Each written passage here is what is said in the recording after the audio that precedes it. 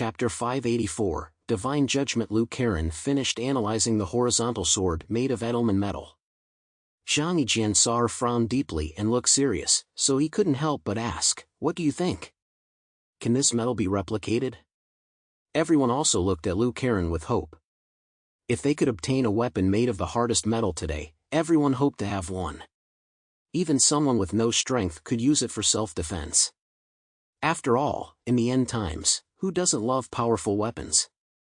Liu Karen, however, said to the crowd, "I have completed the analysis. The creation of this kind of adamantium metal is very complicated. In addition to the extremely rare materials used, the forging process is also extremely cumbersome.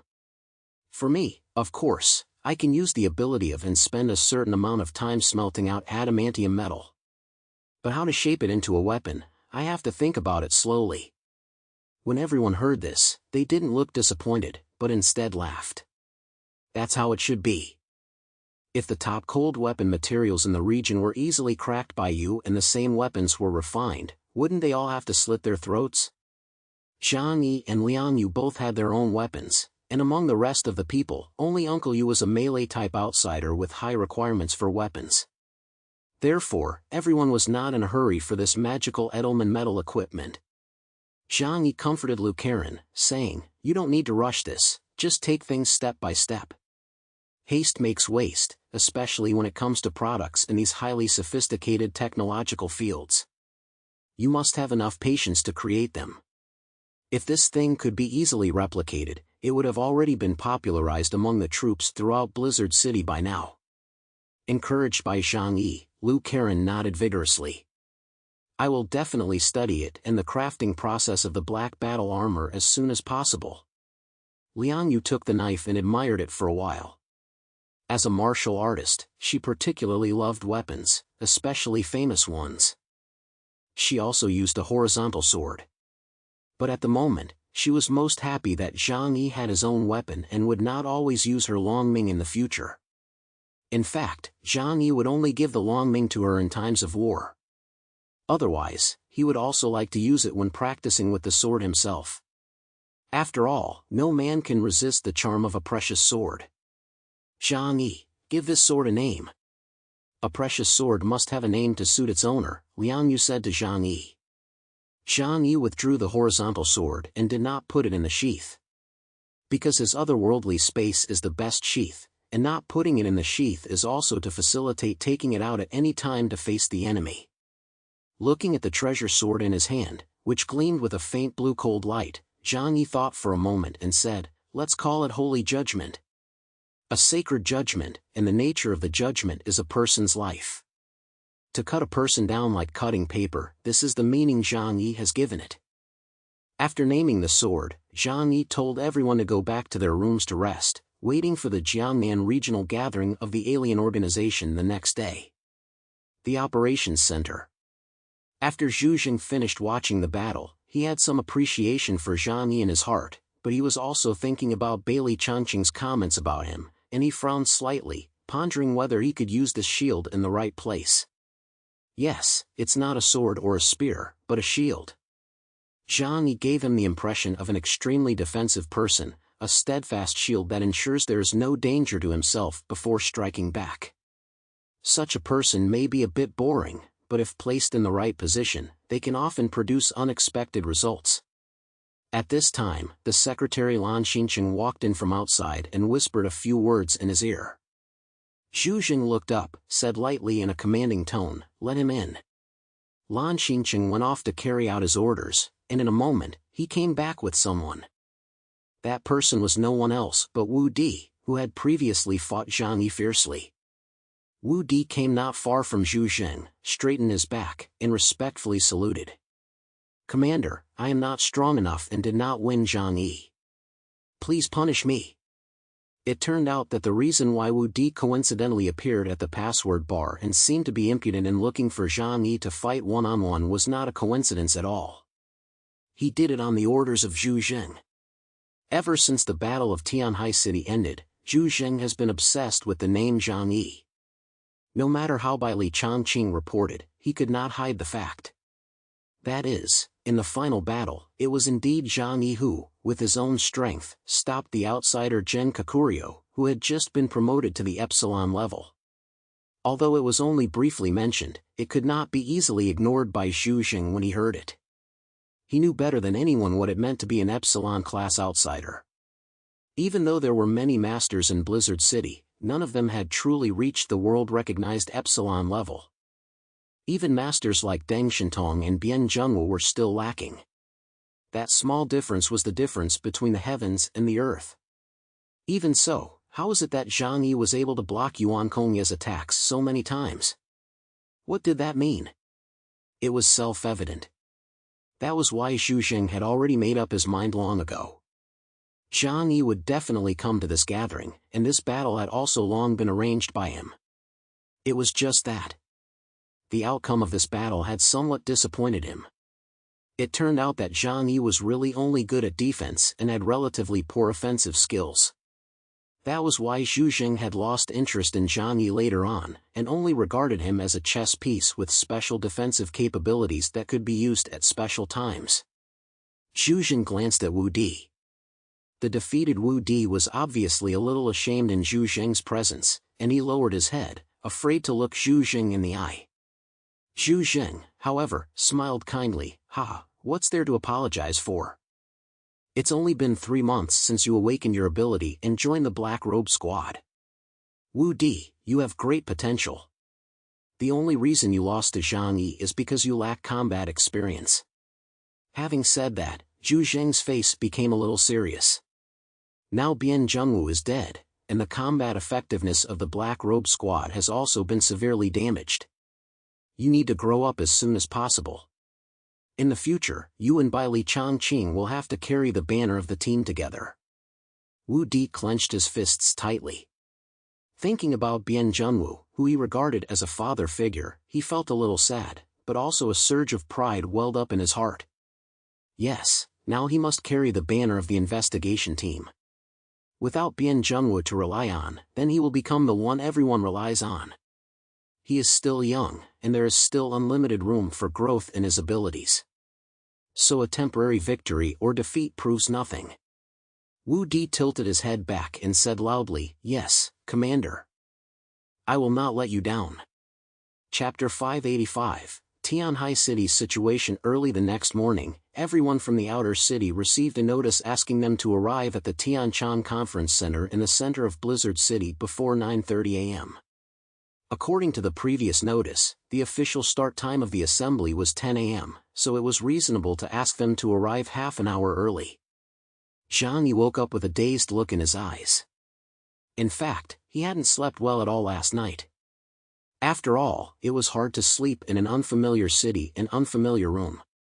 Not to mention the battle last night, which had given him countless thoughts, so he barely fell asleep until the middle of the night. In the morning, a group of waiters wearing the same uniform came to the apartment with a food trolley. They delivered food to each room. I don't know if it was by appointment, but the heads of the other 3 factions and Zhang Yi's team members all came to his room to eat together. Zhang Yi's room was not very big, and there was not even a place to sit when there were a lot of people. So everyone sat on the floor or on the bed, eating while discussing the meeting that day. As for the topics of conversation, they were nothing more than old topics that were being brought up again. Zhang Yi casually responded to them, but also emphasized the precautions for coming here. Listen. This is Blizzard City. Although we are the overlords of Tianhai City, compared to the regional headquarters, our power is still too small. Not to mention that nowadays, there are forces from 12 cities in the outer cities gathered here, and one careless move could cause a gunfight. Therefore, I don't want any of you to get into conflicts with others. Having said that, Zhang Yi specially emphasized, if something really happens, just hold back for now. We'll solve it slowly once we leave Blizzard City. Otherwise, even if someone in the city points at your nose and scolds you, don't fight with them. Upon hearing this, Xiao Honglian frowned slightly. She naturally knew that this was very difficult. After all, when there are a lot of people, it is easy for conflicts to erupt. Especially with the current situation in Tianhai City, it is even more likely to be taken advantage of. But she still nodded. Zhang Yi, we have now decided that you will be in charge, and we will definitely listen to you. Xing Tian smiled, same here. Only Chen Jingguan frowned deeply, with a look of deep worry on his face. Zhang Yi noticed that something was wrong with him, so he asked lightly, what's wrong, Chen Jingguan? Do you have a different opinion? Chen Jingguan was taken aback and quickly laughed. How could that be? I think what you said makes perfect sense. It's just that, I'm afraid that even if we want to be safe, things may not be peaceful when we come to Blizzard City this time. Everyone turned their heads when they heard this. Chen Jingguan's status was quite special. He was himself a high-ranking member of the Jiangnan region.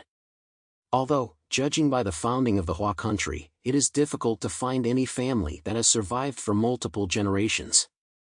However, his parents were quite powerful and influential in Jiangnan at the beginning. Even now, he still has many relatives and friends in Blizzard City. Even if you can't count on them, you can still get some information that ordinary people don't know. Zhang Yi said, Chen Jingguan, nowadays unless you enter Blizzard City, otherwise as long as you stay in Tianhai City, we are still a community of interests. We should share any news. Chen Jingguan shook his head. I have no interest in Blizzard City. I understand the saying, better to be the head of the chicken than the tail of the cow. He slowly said to the group, after I arrived in Blizzard City yesterday, I found out some news that is not very beneficial to us. The problem of the corpse tide in Tianhai City has actually spread throughout the entire Jiangnan region long ago. In particular, several surrounding cities have been affected by the spread of the zombies. Nowadays, almost everyone knows that Tianhai City has experienced the chaos of the corpse tide, and that the major powers have almost been destroyed, leaving no powerful forces. But Tianhai City has always been rich, with a large population and abundant resources. In the past, when we were strong, they didn't dare to provoke us. But now it's like a fat sheep, and there are always people who want to bite. Xiao Honglian and Xing Tian were furious. How dare they? Shoukur and the others also looked worried. After finally having a few days of peace, is there going to be another outbreak of war? Only Zhang Yi's face was calm, as if he was not at all surprised. I thought it was a big deal. So this is what it is. Zhang Yi's tone was indifferent. Chen Jingguan looked at him in shock. Zhang Yi, how can you not care at all? The law of the jungle is the rule in the end times. What's so strange about that? Zhang Yi asked with a smile. But before Chen Jingguan could retort, Zhang Yi said, if anyone dares to come over, just kill them. It's not a big deal. In the past, this is how the several families with power resolve their issues. What is meant to be cannot be avoided. From the outside, Tianhai City today is indeed too weak. Coupled with the fact that it has a lot of resources, it is bound to make the surrounding cities jealous. Ever since that battle, Zhang Yi had guessed that there would be such a day in the future, so he was not surprised. Zhang Yi's attitude was too calm, and in the eyes of everyone else, it gave off a confident air of strategic planning. So everyone's hearts were greatly settled, and they thought that following Zhang Yi was the right choice.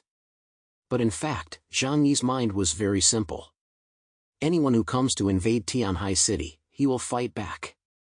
But even if he encounters a force that is strong enough to make him feel troubled, he will just protect his own territory. What about the other three forces? If you don't have a strong strength, don't occupy too many resources and don't let go.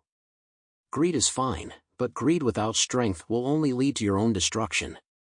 The little bit of friendship between Zhang Yi and them is not enough for him to fight for the three forces.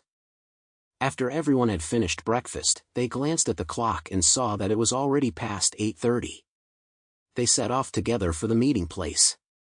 After leaving the apartment, they saw other groups of strangers from other cities hurrying in the same direction. All the major and minor powers were organized on a city-by-city basis. In the past, they may have been in competition with each other. But at this time, they all tacitly chose to stick together to show their strength and avoid being looked down upon by organizations from other cities. In a world where the weak are prey to the strong, if you are labeled as weak, you will definitely face a purge. Among the 12 cities, the Tianhai City team looked relatively deserted. This was because they had the smallest number of people, unlike other cities, which had hundreds, or even hundreds of people in their large teams. It wasn't that Xiao Holian and the others didn't want to bring more people, it was just that the team was almost depleted. Even among these soldiers, there were still some non-Qi members. Seeing the majestic procession of other cities, Xing Tian felt a little guilty and secretly thought, I hope nothing goes wrong.